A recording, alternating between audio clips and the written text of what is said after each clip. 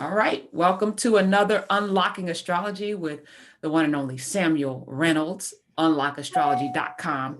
Let me thank you. Before we jump into Gemini, is it Gemini? Yes, Gemini. Mm-hmm.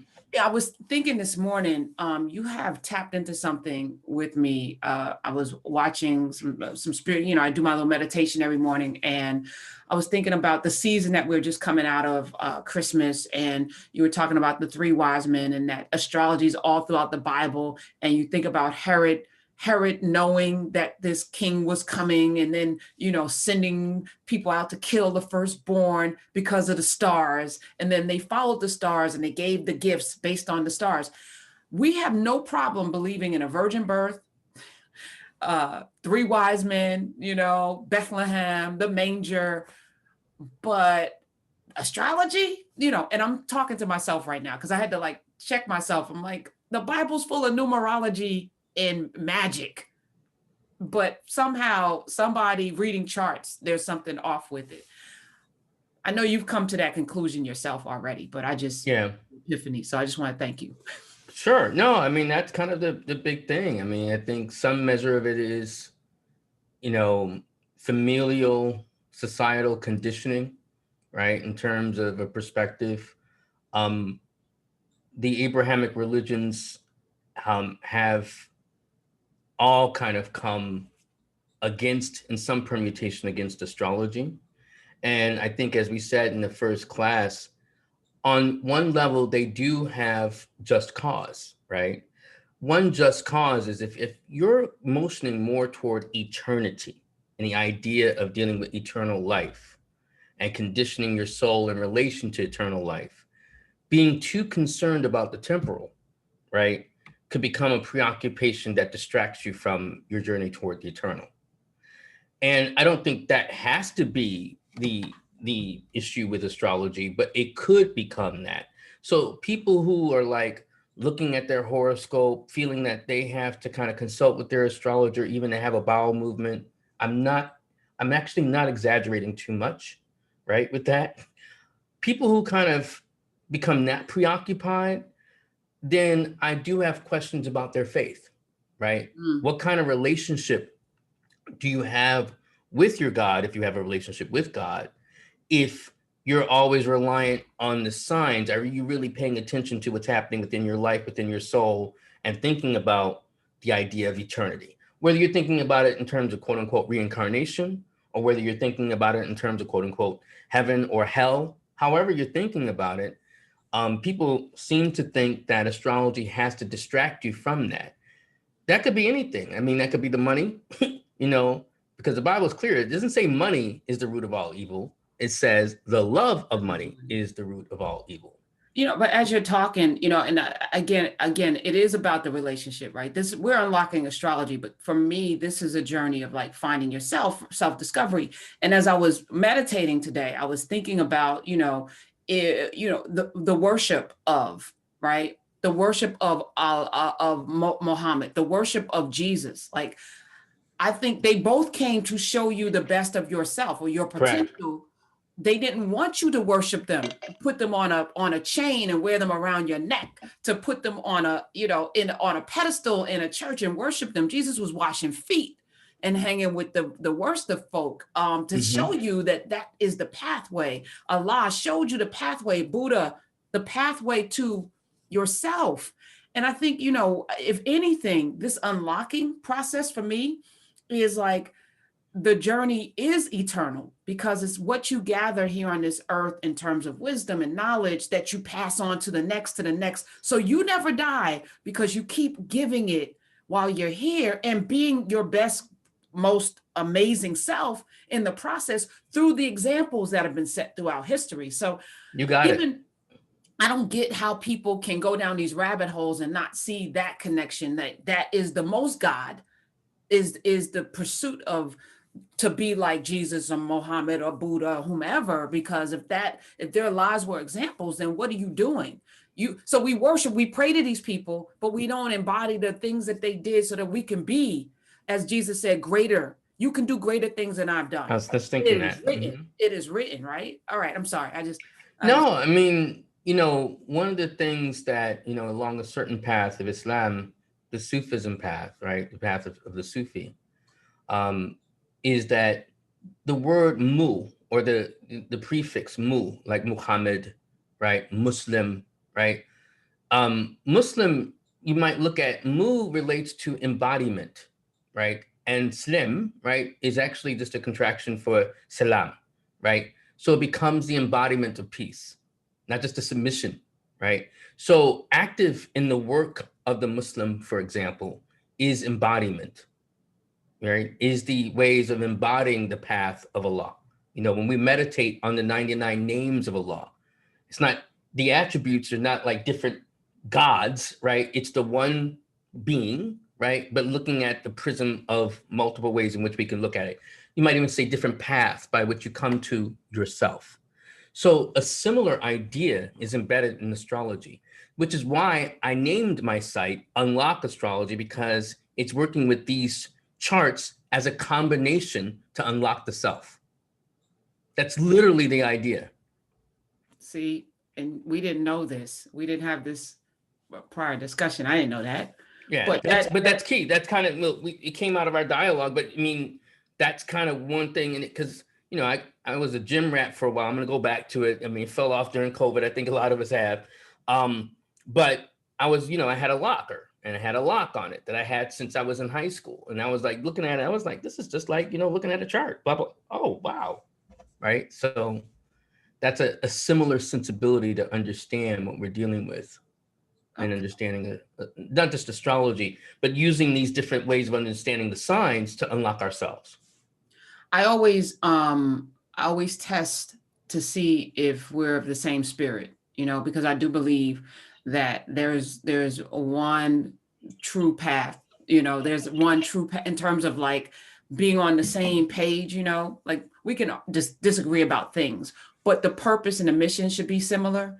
And I never want to work with somebody who's going a different direction than I'm going. Even if we argue along the way, we got to be headed towards the same destination. Correct. And I never know until I enter into conversations with people, or that's true.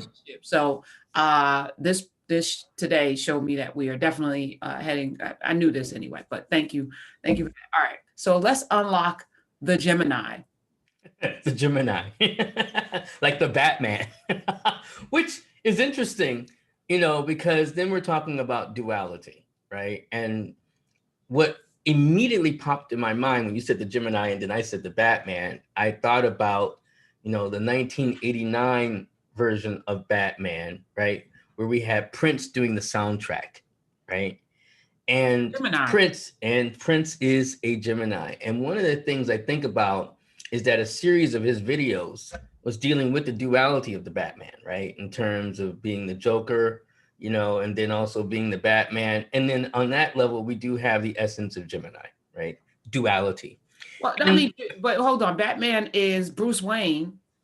Right. He also is a dualistic figure. Yeah. I mean, all the superheroes, even, one of the things, and this is going to become a whole different conversation piece, I imagine, on the YouTube, but so I think of Superman as a Gemini character, right? And one of the reasons is actually historical, because he premieres, I believe, in June of 1938. So either it's late June, which would mean he's a Cancer, or early June, which would mean he's actually Gemini. And I'm more inclined to think that he's Gemini because he really represents key aspects of Mercury. And you might say, well, how? Well, because of his speed, he can fly, he's a reporter, Clark Kent, and he's dealing with the duality of, being from another planet, and dealing with also being quote unquote immortal, and also dealing with being fully human or being immersed in the human experience, which also taps into the mythology of Gemini. So the stars that are associated with Gemini are named after, in terms of the Greek pantheon, Castor and Pollux, with one of them being that they're twins, and one of them was human, and another one was divine, right? Now, what's interesting is that the one that was human was actually the nobler one, the one who was more along trying the honorable path, whereas the divine one was kind of ratchet, right? So he just kind of was like, whatever, I'm gonna do whatever. You might say, like, and this is the conception many people have of Gemini. You know, people love to say that they're two-faced, right? You know, and Geminis are usually gracious enough not to say it would be two-faced. And I think that's a very banal, flat-footed notion of understanding Gemini. So let me go back and explain in ways that I already have. You know, what I've said going from Aries to Taurus is that each sign is the answer to the previous one in some level. So when we have fixed Earth, we're dealing with, you know, the idea of stabilization, maintenance, and preventing something from being something else, right? We want this to be set. So Taurus, as that example, is kind of setting things and putting them in a fixed motion, and Earth is kind of attaching it, like, you know, making sense, as I talked about, and dealing with things that are concrete. Gemini, as mutable air, and this is the first mutable sign that we've talked about and completes the cycle of what we talked, the three key ways of understanding divine momentum. We might say cardinal, fixed, mutable, and then that's going to repeat 4 more times, right? So this is going to be the last of that cycle, but this is the first time we've talked about it. So mutability deals with changeability. And if we think about it in terms of seasons, we just were in a mutable season, which was Sagittarius. If we talk about it in terms of Gemini, that's that transition point in the Northern Hemisphere with spring, going from, you know, things seeming more like what we knew from Taurus in spring and things coming alive, and then what's coming, which is more like summer, you know, getting hot as it is in May and June. In fact, many people classify June before June 21st as summer, right? It's like, oh, it's already summer. It's warm, blah, blah, blah. Let's have a cookout, all these things. So Gemini is that transition point and dealing with the changeability of things. So the changeability is obviously dealing with the duality. Now, the duality, the nature of that duality doesn't mean inherently duplicitous, right? And that's the kind of key thing. Now, it can be with that, right? I'm not going to say that someone with Gemini, strong Gemini in their chart isn't dealing with the sense of, like, sometimes wanting to conceal or not being straightforward. That does happen. We can see it with a few Gemini prominent people we know about, including what's that guy? The president of the United States. You know, no, he's no longer. No. Well, he's right. Lost. He's a loser. Right. He's a loser, right? But the former president, the 45th president of the United States. So we can see that in that sense of duplicity. But the better way to understand Gemini in terms of that duality might be more so between the heart and the mind. So rather than going with what's stable, what's known, what's concrete, as we learned in Taurus, Gemini is kind of the sign that goes like, well, what if? So it leads with curiosity. It leads with this idea like, yeah, I know what my heart is saying, but I also hear my mind asking questions. So it can come to very practical things. Like, and I have seen this live in actual sessions. I might say, you know, Gemini might say to me, there's this rough biker dude that I really like, and I want to get with him. Now, my mama, my best friend, everyone says not to hang out with him and leave him alone, but I'm really curious. I don't know if he's the right one for you, but yeah, I just want to see what would happen. Then, you know, they come back 6 months later. It was awful. Blah, blah, blah. He used to take me on his bicycle and just didn't even leave me places. Blah, blah. You know, it was interesting, right? So that can be Gemini. It's like, well, I want to know for myself. And there's something very useful, very powerful in that, because it gets you out of ruts, right? It can create novelty. It can create interesting particular things. So I want to go to something else for a second, another live example. One example is the World Wide Web, right? Now, the World Wide Web, I'm going to introduce an idea that many may not be familiar with, but it's important. So the World Wide Web is experiencing its Saturn return. And when I say it's Saturn return, that means Saturn's coming back to its original position as it was at the beginning of something. So when the World Wide Web was codified by Tim Berners-Lee, right, as we know it, I'm not talking about the internet, because I know there are many people, you know, Black people were very involved in the creation of the internet. The Yes. World Wide Web is superimposed on the internet, right? But when Sir Tim Berners-Lee, kind of codified the HTTP and then the protocol and then the HTML, that was around 1990, 91. So that was about 30 years ago. Saturn returns about every 30 years. Now, why am I talking about this? Because it's not about Saturn returns. Well, I'm talking about Tim Berners-Lee because he is, a Gemini. Now, the thing to know that's fascinating about his story, Tim Berners-Lee, for the first, 20 years or so in the creation of the World Wide Web, didn't make any money from it. And you might say, well, why did he do it? Curiosity.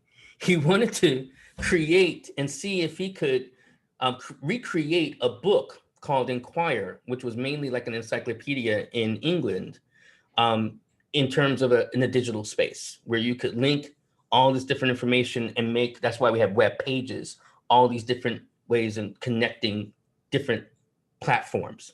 Because people who were dealing with computers in the 80s and 90s might remember, if you got a Commodore, it didn't necessarily work with an Apple, right? So you needed some way in which you could cross communicate. So that's why he created that protocol. And so that particular protocol, along with HTML, really does encapsulate some essence of Gemini on two fronts, not just one, creating connections as a sign of Mercury, but also doing it from a space of curiosity. What would happen if I did this, and how would it work? So the genius of Gemini is really dealing with, the rational pursuit of different ideas, but learning how, and this is where Gemini sometimes can go wrong, how that correlates to the matters of the heart. Realizing that you can't leave the heart behind just because you want to satisfy the mind, right? You can't forsake the body. See, one of the problems that can also happen with the maturation of each sign is that sometimes they can forget the previous lessons, right?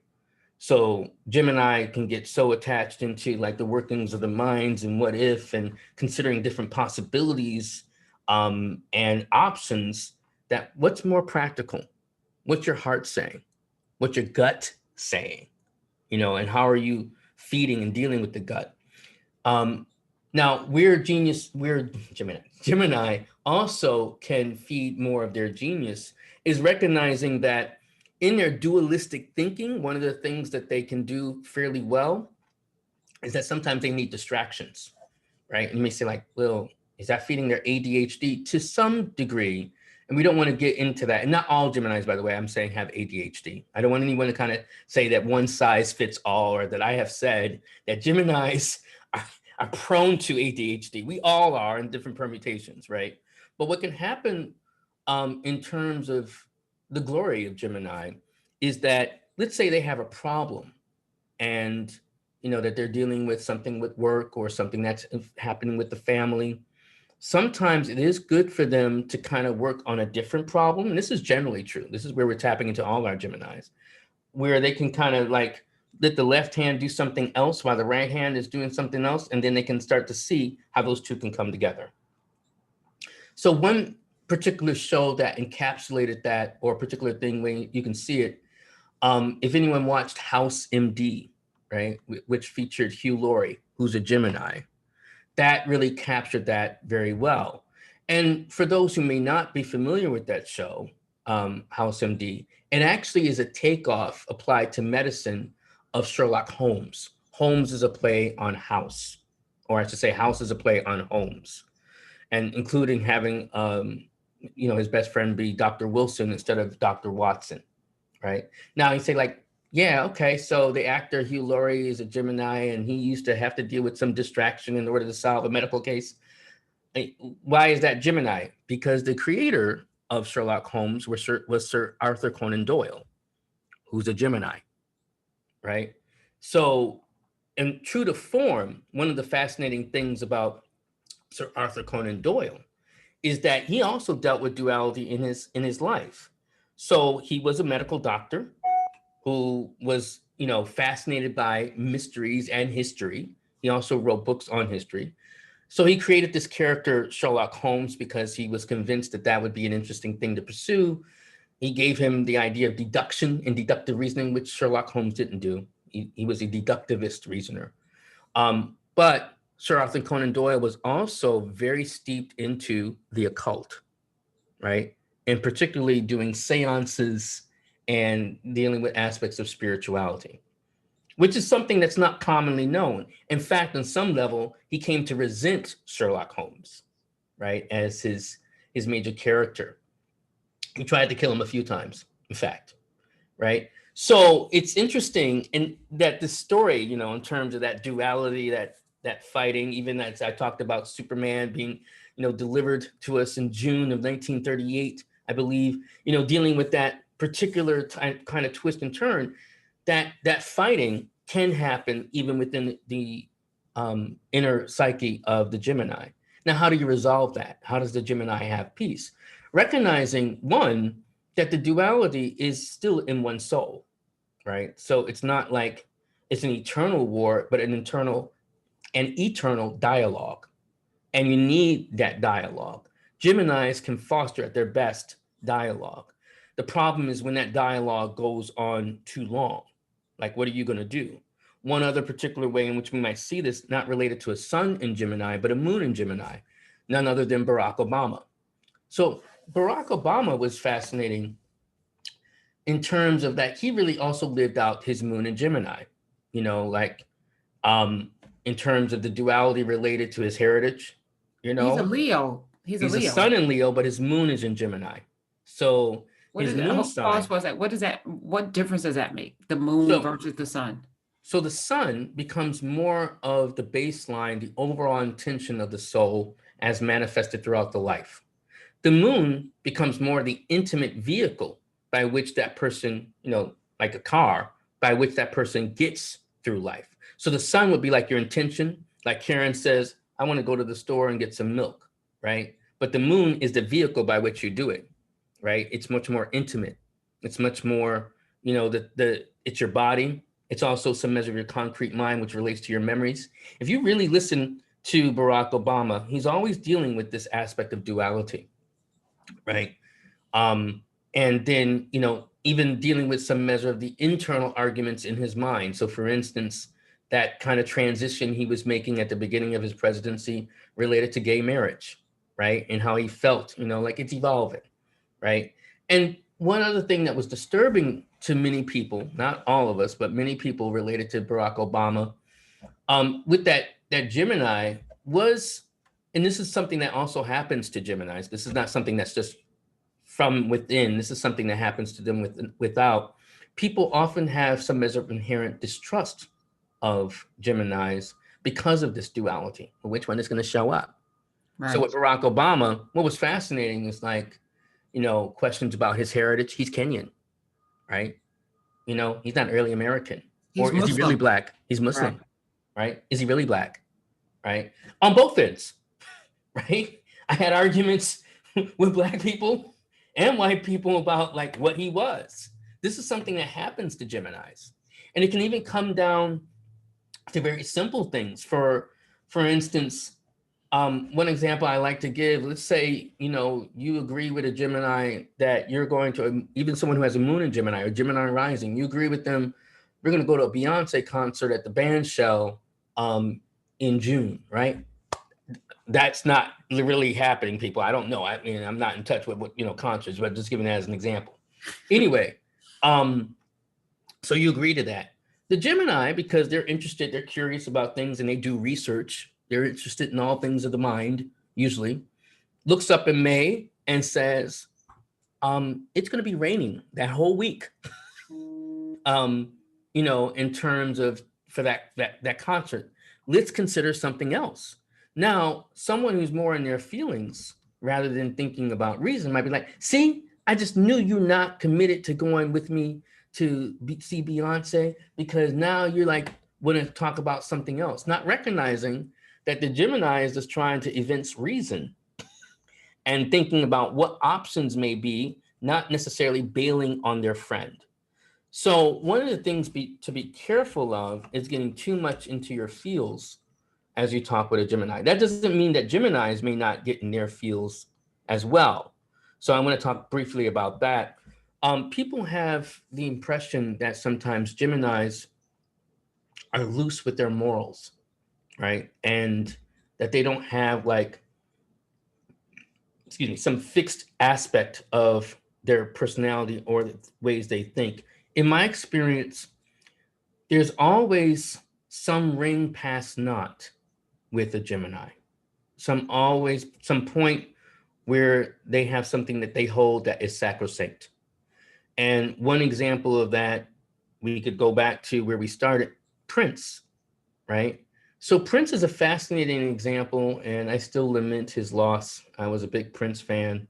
Um, but Prince is a fascinating example because as much as we have Darling Nikki, right? And, When Doves Cry and all these other songs, right? We have to remember he also was a very devout Jehovah's Witness, right? And there were certain things you just couldn't even do when you were, playing with Prince, on set with Prince, right? There's a certain rigidity that can often overtake the Gemini because remember, you're dealing with two, a duality, you're dealing with one that's hooked to eternity. And, you can see this as a dominant strain in terms of even some elements of conservatism. I don't mean in the strict sense like political conservatism, but even related to more conservative or traditional, maybe that's the better word, mores. Another example of that, and I hope no one gets sick in mentioning this name, is Rudy Giuliani, right? Gemini. Gemini? Oh, yeah, bona fide. So is Newt Gingrich. Right? Golly. Wait, so hold on. You're telling me Trump, Gingrich, Giuliani, Lauryn Hill, Kanye, Azealia Banks. I'm saying something right now. All right, go ahead. Tell us. What you're seeing is that there's always a little part of them that's like, yo, what is that curve?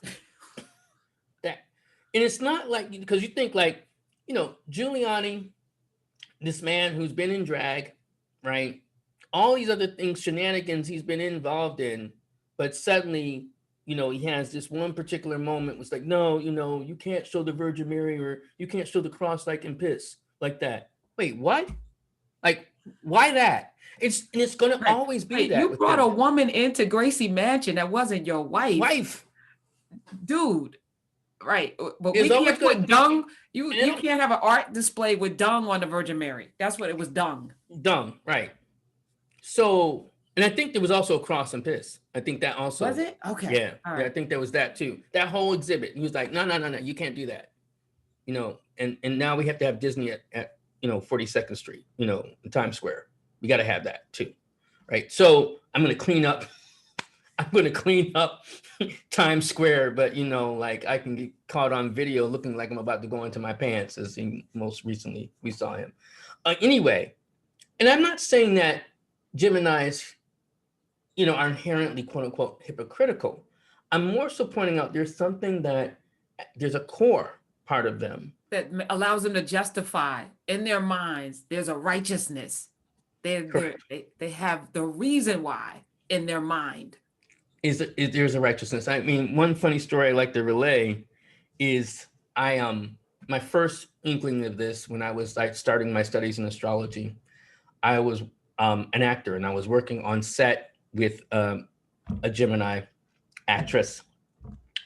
And in between shooting, we were talking and we were just starting to clown every religion. This was during my desert in atheism, right? So we were clowning every religion, Islam, Buddhism, blah, blah, blah, and Protestantism. And then I said something about the Pope. And she like literally her face went, oh, Sam, don't talk about the Holy See. And that was the first time I even heard that phrase. I was like, I just said something about the Pope. That's the Holy See. We don't talk about the Holy See. And I was like, okay. And then I made another joke and she's like, I'm dead serious. Don't talk about the Holy See. I'm like, are you really serious? Yes, I am. So I was like, we just clowned everybody. But it's this one thing that I just got. She's like, yes. And then she, we were on a bus. She walked off the bus. So, people think, oh, that's just crazy. Geminis are just crazy. I don't think that's fair. And I don't think that's true. What it is that you will find that one thing that's inviolate for them. And it's true. It's like it's literally the truth for them. So to think that there is no thing that, they won't do is false. There's always something, even if they have malleability with everything else or anything else. This is something we see also with Mike Pence, for example, who's also a Gemini, right? What? Oh, yeah.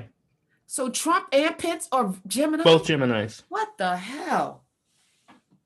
So it's crazy. So, one has to be mindful of that dynamic that's there in the Gemini psyche. So how do you navigate that if you have these folk in your life, because they're there? And actually, two of my, and I didn't know that they were Geminis, but two people who I was very fond of were Geminis. And what I noticed, one's a doctor, one owned a restaurant, is that they were very diligent. Like they were diligent in the things that they did. You think about, and like they got stuff done. I have one of our producers on Sirius XM is a Gemini, shows up, gets the job, dependable. And then I think about Lauryn Hill. No, I'm not gonna do that. We're not gonna say dependable, but yeah. But I have favorable feelings, and then I look at a Trump or Kanye, and I'm like, but the Geminis that I know personally, I'm cool with them. Well, you have to ask a question. The question I would say, remember, I said they're dealing with the duality of the mind and the heart, so that they like to push certain extremes. So even with Trump, what extreme is he pushing, and what does that mean toward? Toward what end? And it's not always toward an evil end, right? I mean, like what Trump has kind of exposed is a dynamic, that's actually within this country. Right. He just exploited it for political and financial gain. For his financial gain, right? But it's not just about him. Similarly, for instance, one of the things I loved about what Rachel Maddow said about Newt Gingrich's run, right? Because he's like Trump. He's actually a sun in Gemini with a moon in Sagittarius, the same as Trump. And she said about him, like, I think he just ran really to sell his books, right? Which I thought was true. When she said that, I was like, that probably is true. And, if you think about Newt Gingrich's history, Pact with America, if that was, trying to remember if that, is that what it was called? I don't want to remember. Okay, but from, the Clinton era. But if you look back in his history, he was about pushing the extremes. One could even argue that the precedent that we see in Congress was set by him. Yes. Right? So, one thing to recognize, like, what are they pushing? Even what we see in terms of Prince, what he pushed in terms of... Am I black or white? Am I straight or gay? Controversy. Do I believe in God? There you go. I mean, You got it. Right? So that's what they do. Even if you look at what I talked about with Sir Tim Berners-Lee, there's a certain dynamic. Or, I can make it even the argument talking about Naomi Campbell, right? Who's a Gemini. What? Right? Yeah. It's a similar kind of thing. She's like, pretty hurts, including like when you get your ass beat by one. So she just will throw a phone. I don't think she's, has she literally beaten anybody's ass? She had a good reason. Didn't her maid or someone claim? Did she beat somebody's ass? Okay. I don't know. It could go down. She's she's my spirit animal most days. Like, the way she travels, I was like, I have no problem with that. Right. Okay. I don't know. I'm not, but she don't mess with her. No, that's what I'm saying. Your spirit animal is the thing that you may not have the embodiment of, but you admire it. That's fair. I admire it. Right. Yes. Yeah, but there's that for her. So when we talk about, even in terms of Hugh Laurie, in terms if you watch even in that show House, what you'll see is that he also pushed the dynamics of things that happened, with his team, and in terms of what happens with medicine, with his clients, with his, things like that. So that's an ongoing dynamic that happens with Gemini. So, and then what we saw in terms of Lauryn Hill, in terms of, everything is everything, right? I like to quote even Gemini Walt Whitman when he says, "Do I contradict myself? Very well, then I contradict myself. I am large, I contain multitudes." Gemini Zach Quinto, when he played Spock into Darkness, He was asked if he was giving attitude, and I said he said, "I'm expressing multiple attitudes simultaneously, sir. To which one are you referring?" That's Gemini. So when we're dealing with the multiplicity of being, whether we're talking about Josephine Baker or Cornel West, right? He's also a Gemini, or Angelina Jolie or Miles Davis, right? Lenny Kravitz. We're dealing with multiplicity. Wow. Johnny Depp, Marilyn Monroe, JFK. You know, these are Nikki Giovanni, and then the beloved Pam Grier. Russell Brand, who's one of my favorite Geminis. People, when I say he's one of my favorites, because sometimes Russell can be like out both sides of his mouth, but he wants to deal with, like, again, that inner dialogue that he's having within his own soul. So, I mean, that's kind of that, to understand, that from that dialogue, it can be fruitful. And it really sets the, kind of set the table for the next sign. It really sets, like, well, how far can that dialogue go before you get too distant from a true core and what really matters? And then that's what takes us into Cancer, which will be the next sign that we deal with. And I'm surrounded by them. So by you'll Cancers? tell me why I seem to, yeah, you'll tell me why I married one, why I seem to be surrounded by them. And every time I'm like, "What, you're a Cancer? Okay." So we'll definitely talk about that next week. I cannot wait. Yes. And thank you, again, for this journey that we're on. It is enlightening and empowering in so many ways. And I really, really appreciate you, Sam. Happy New Year too. Wish you peace and blessings. Unlock Astrology is where you can find him. Unlockastrology.com. Samuel Reynolds, you're amazing. We'll see you next week.